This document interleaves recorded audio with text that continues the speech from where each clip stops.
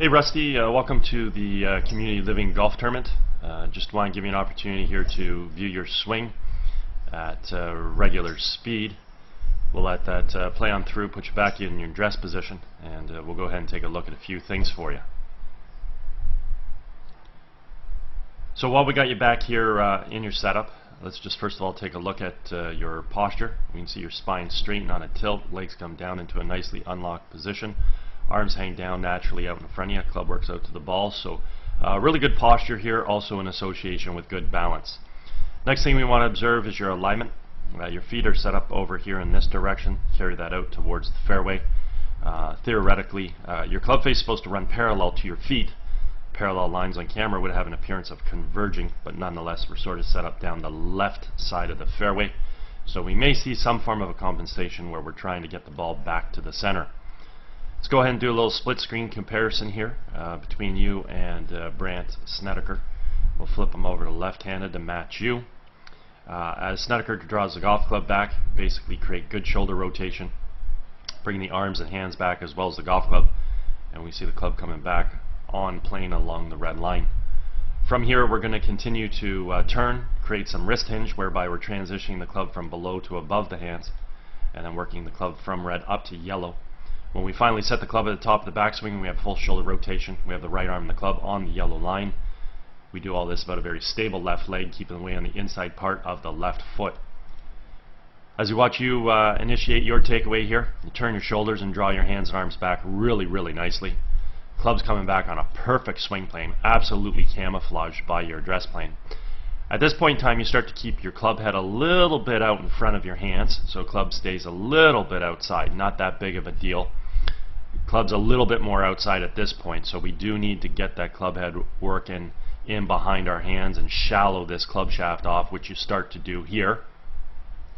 Club unfortunately still a little bit steep. As we continue to work that golf club to the top, you're turning your shoulders nice. The club stays in this steep position. Again, we'd like to learn how to shallow that golf club out a little bit here.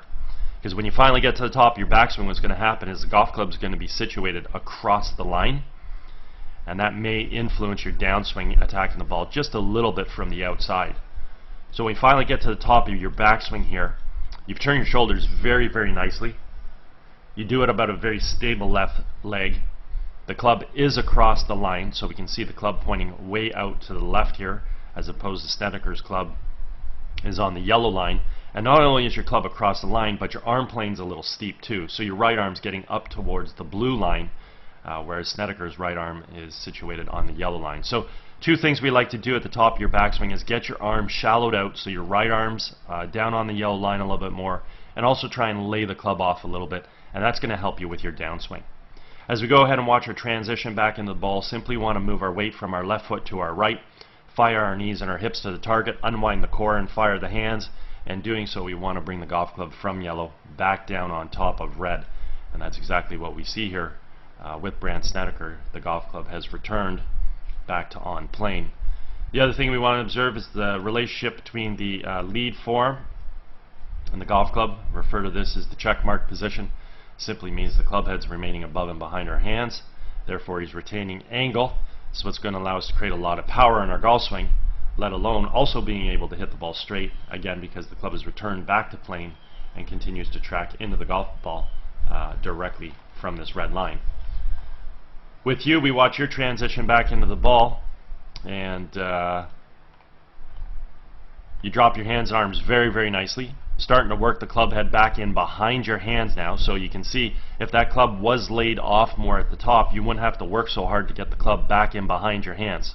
So you do a really great job here getting that club in behind your hands. We can notice that the relationship between the lead form and your club, you have your check mark position. Only problem is the club shaft is situated in a position right now that is just it's just too steep. So we can see the club shaft here sitting at about 62 degrees. Meanwhile, the shaft of the club should be back in here around maybe 40 degrees or so, and it would be in a stronger position. So if we continue to track the club head coming into the ball, the club's going to come into the ball a little too steep, never fully return back to plane. You're really fighting to keep it back there, so that's good. And then we get to there, and now we're finally back on plane. But it took us too long to get our golf club, the club head, back on that red line. So it took us all the way down here before we got the club back on the red line, when it should have been back on the red line, sort of back over around up in this zone. Okay? So at this point in time, we can take a look at the path of the club. Snedeker's club's inside the ball, expands out, makes contact, and he's got a good grip.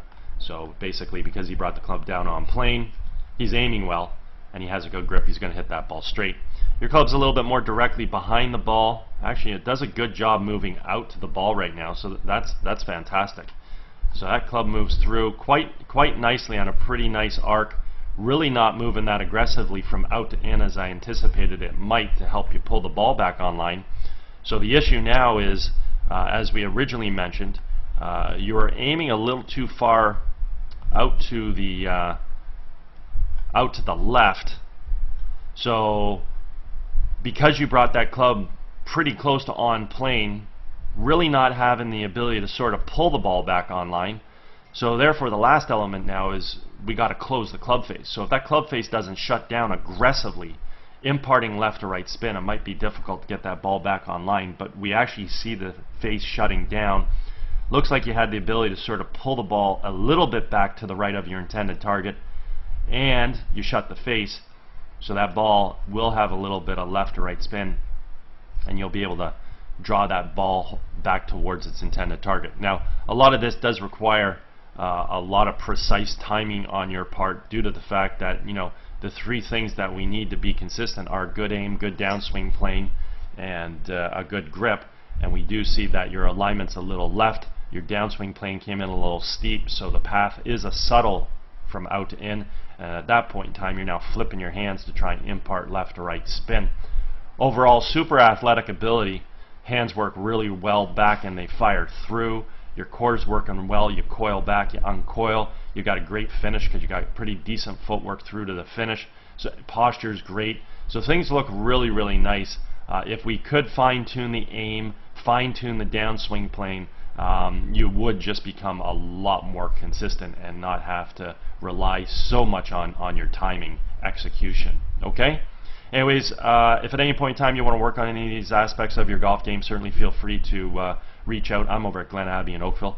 Also, if you're involved with any tournaments and you're looking for a unique gift to give to the guests, you can certainly feel free to touch base. Anyways, hope you had a great day. Hope you enjoyed getting an opportunity to see your swing on video, and hope you have a great summer, and maybe you might hear from you. Take care.